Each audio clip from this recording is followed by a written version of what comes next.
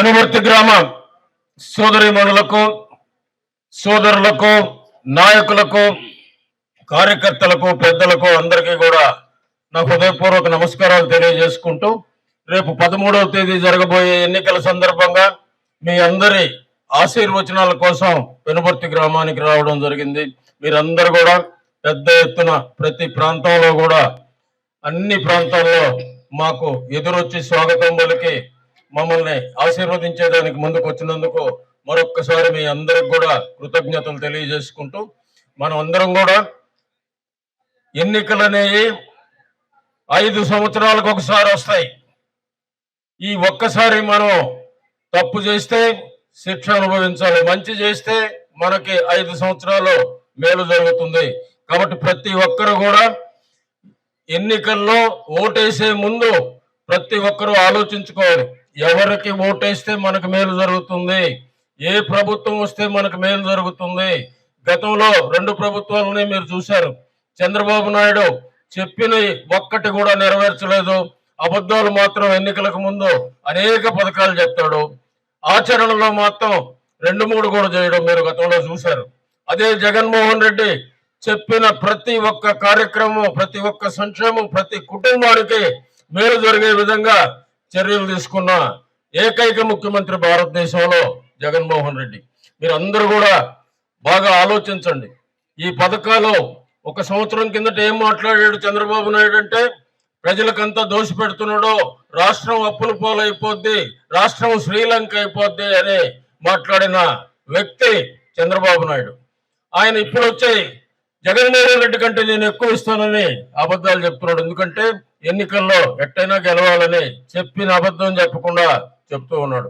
మీరందరూ కూడా గమనించాలి, ఈ ప్రభుత్వం పేదలు మధ్యతరగతి వాళ్ళ ప్రభుత్వం. మీ అందరికీ కూడా మేలు చేయాలనే సంకల్పంతో జగన్మోహన్ రెడ్డి గారు పేదలను ఆర్థికంగా అభివృద్ధి చెందించాలి, వాళ్ళనంతా రాబోయే 10 సంవత్సరాల్లో ఉన్నత స్థానానికి తీసుకురావాలని 3 కార్యక్రమాలు చేపట్టాడు. 1, ఆర్థికంగా పథకాల ద్వారా మీకు సహాయపడటం. 2, పేద పిల్లల విద్యకు అత్యంత ప్రాధాన్యతనిచ్చి పేద కుటుంబాల పిల్లలు చదువుకొని ఉద్యోగస్తులైతే ఆ కుటుంబాల ఆర్థిక పరిస్థితి మారిపోతుంది. మీకు అందరికి కూడా తెలుసు, ఏదైనా ఒక పేద కుటుంబంలో ఒక చదువుకున్న ఆయన ఉద్యోగం చేస్తే ఆ కుటుంబ పరిస్థితి మారిపోద్ది. ఈరోజు చక్కగా మన పిల్లలు ఇంగ్లీష్ మీడియం చదివే పరిస్థితికి రావడానికి కారణం మన ముఖ్యమంత్రి జగన్మోహన్ రెడ్డి గారు. ఈరోజు ఆరోగ్యం పేదలు పెట్టుకునే పరిస్థితుల్లో లేరు, పెద్ద జబ్బులు వస్తాయి.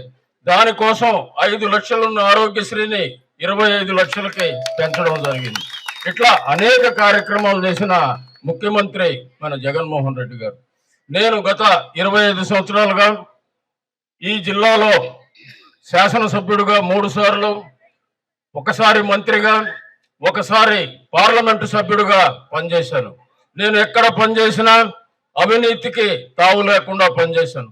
కేవలం అభివృద్ధి నా ధ్యేయంగా పనిచేశాను. గతంలో 2004 నుంచి 2014 వరకు సర్వేపల్లిలో నేను శాసనసభ్యుడిగా ఉన్నప్పుడు పెద్ద ఎత్తున ఆ ప్రాంతాన్ని డెవలప్ చేశాను. ఈరోజు అక్కడ పరిశ్రమలు వచ్చినా, నౌకాశ్రయం వచ్చినా, మరి 2 నిమిషాలు ముగిచ్చేస్తున్నాం. అక్కడ పెద్ద ఎత్తున దాన్ని డెవలప్ చేయడం జరిగింది. అందువల్లనే ఈరోజు నెల్లూరు పట్టణం దగ్గర మన ఊరి దాకా కూడా ఇంకొక 2-3 ఏళ్లలో వచ్చే పరిస్థితి ఉంది. ఈరోజు నెల్లూరుకి రింగ్ రోడ్డు కూడా ఒకటి తీసుకురాకపోతున్నాం. అది వస్తే మీకు 2 కిలోమీటర్లలోనే రింగ్ రోడ్డు వచ్చేస్తుంది. మీరు నెల్లూరుకు పోవడానికి కూడా చెప్తున్నా, రింగ్ రోడ్డు తీసుకురాబోతున్నాం. ఇట్లా నేను ఈ 9 నెలల్లో 150 కోట్ల రూపాయలతో దీన్ని అభివృద్ధి చేశాం. అటు డివిజన్లో కానీ గ్రామాల్లో కానీ ఎక్కడ కూడా అవినీతికి తావు లేకుండా, రౌడీజాలకి పోకుండా, ఎవరిని కూడా రౌడీలని అలౌ చేయకుండా, ఇట్లా ఎక్కడ కూడా గొడవలు లేకుండా, పోలీస్ కేసులు లేకుండా ఈ సంవత్సరం రోజులు మేము నడపగలిగాం. రాబోయే 5 సంవత్సరాల్లో కూడా అదే విధంగా మీకు ఈ పథకాలన్నీ అమలు అవుతాయి. ఇంకా మెరుగైన రీతిలో కొన్ని పథకాలని ముఖ్యమంత్రి గారు పెంచడం కూడా జరిగింది. రేపు మీకు ఆ పేపర్ కూడా అందజేస్తాం.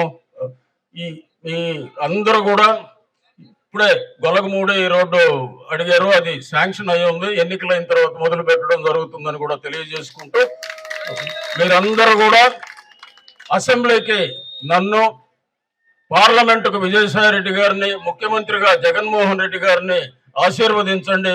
రాబోయే 5 సంవత్సరాలు పేద మధ్యతరగతి కుటుంబాలు, రైతులు అందరూ కూడా క్షేమంగా ఉంటారని కూడా తెలియజేసుకుంటూ, మీరందరూ కూడా ఫ్యాన్ గుర్తుపై ఓటేసి మమ్మల్ని ఆశీర్వదించవలసిందిగా కోరుకుంటూ సెలవు తీసుకుంటున్నాం.